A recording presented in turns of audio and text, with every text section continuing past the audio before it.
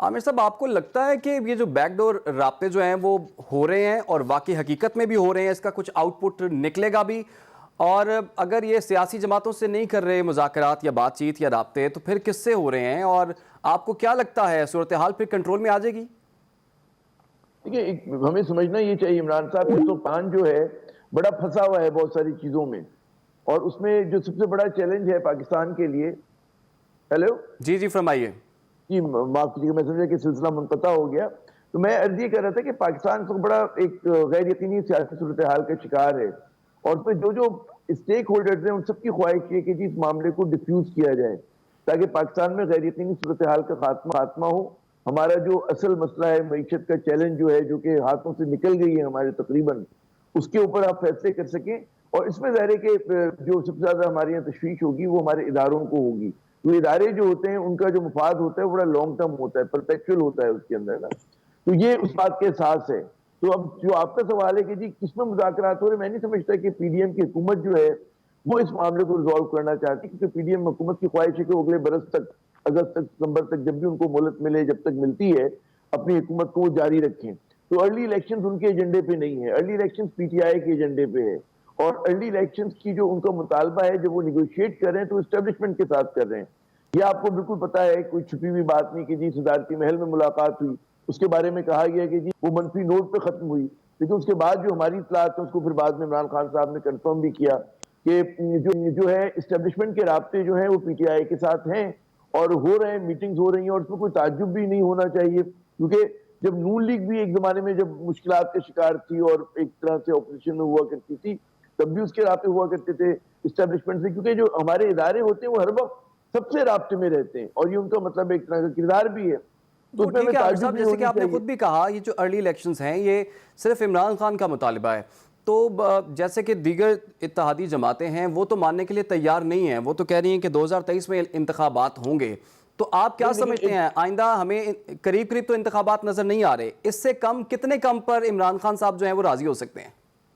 دیکھیں، ایک تو سمجھنا چاہیے کہ جو عمران خان کا مطالبہ ہے وہ بہت سارے پاکستانیوں کے دل کی آواز ہے. عمران اس وقت اس پاکستانیوں کی نمائندگی کر رہے ہیں کہ جو ہماری روایتی سیاست سے بہت بیزار ہے، اور وہ سمجھتا ہے کہ جی ایک کہتے ہیں نا دہائیوں پہ جو پھیلی ہوئی کرپشن ہے اس میں وہ عمران خان ان کو نظر آتے ہیں کہ غالباً یہ وہ رہنما ہیں کہ جو ان چیزوں کو ان کا جوابی وہ کریں گے، اس سے ہٹ کر بات کریں گے. تو ایک تو یہ ان کا مطالبہ ہے. پھر ہمارے یہاں اگر آپ کو اس ملک میں، تو خود میں سمجھتا ہوں کہ جو نون لیگ میں بھی سنجیدہ ایلیمنٹ ہے وہ بھی سمجھتا ہے کہ ملک میں اس وقت جو ہے وہ آئے گا، کہتے ہیں ایک اسٹیبلٹی آئے گی، استحکام آئے گا جب کسی بھی حکومت کو 5 سال کا مینڈیٹ ملے گا، تب وہ سخت فیصلے کر سکتی ہے معیشت کے ریفارمز کی اور فلاں چیز کی نا. لیکن تو عامر ایک بھائی ہمارے 5 وقتی سال کا مینڈیٹ تو ملتا ہے، ضرورت بھی ہے. لیکن وہ گورنمنٹ 5 سال پوری نہیں کر پاتی، یا ان کا وزیر اعظم وہ 5 سال پورا نہیں کر پاتا. وہ بالکل درست آپ کہہ رہے ہیں، لیکن جب آپ شروع کرتے ہیں تو کم از کم آپ کے پاس 2-3 سال کا رن ہوتا ہے. اب یہاں پر اگر ایک نامکمل قومی اسمبلی ہے اور آپ کے پاس جو اس کے اوپر سوالیہ نشان ہے اور 6-8 مہینے میں حکومت ریپ اپ ہونی ہے، تو وہ حکومت کبھی بھی اچھے اقدامات نہیں کر سکتی، وہ کبھی بھی کوئی کہتے ہیں مستحکم پالیسیز نہیں دے سکتی. تو پاکستان کے ریاست پاکستان کے مفاد میں یہ ہے کہ آپ ایک ارلی الیکشنز کروائیں، اور جو بھی پھر جیت کر آئے، ایک فیئر اینڈ فری الیکشن ہو، جو بھی جیت کر آئے تاکہ وہ سخت فیصلے کر سکے معیشت کو بحال کرنے کے، اصلاحات کر سکے. یہ ایک پریکٹیکل سلوشن ہے. یہ صرف عمران خان کا مطلب یہ نہیں کہ عمران خان چاہ رہے ہیں ایسا. جو بھی جس کی معیشت پہ گہری نظر ہے، جو سمجھتا ہے پاکستان کی سیاست کو، اس کی یہی خواہش ہے کہ جناب تاکہ آپ نے جو ایک پولیٹیکل انسرٹینٹی ہے کہ بڑی قاتل چیز ہوتی ہے، جس طرح یہ ملک کو نقصان پہنچا رہی ہے. آپ یہ دیکھیں، اسحاق ڈار صاحب کہتے ہیں کہ جی 220-21 روپے کا ڈالر ہے، یہ اخبار میں روز ہی چھپتا ہے، لیکن حقیقتاً آپ کو پتہ ہے گرے مارکیٹ میں 236 اور 240 میں ڈیل ہو رہی ہے. آپ کو پتہ ہے کہ جی ہمارا خزانہ خالی ہو چکا ہے. آپ کو پتہ ہے کہ ہماری معاشی ایکٹیویٹیز رک چکی ہیں. ہمارے یہاں لوگ جو ہے ریمیٹنسز اب چینل سے نہیں بھیج رہے، بینکنگ چینل سے نہیں بھیج رہے، کیونکہ انہیں پتہ ہے گرے مارکیٹ میں زیادہ پیسے مل رہے ہیں. تو بڑے بڑے اس وقت دشواریاں پاکستان کو وہ ہیں، اور یہ اس حکومت کے بس کی بات نہیں. مفتاح اسماعیل خود یہ تسلیم کرتے ہیں جی کہ فیل ہو گئے. نون لیگ ہم جیسے لوگ کہتے ہیں کہ نہیں انہوں نے صحیح فیصلے کیے تھے. اسحاق ڈار بھی فیل ہو گئے.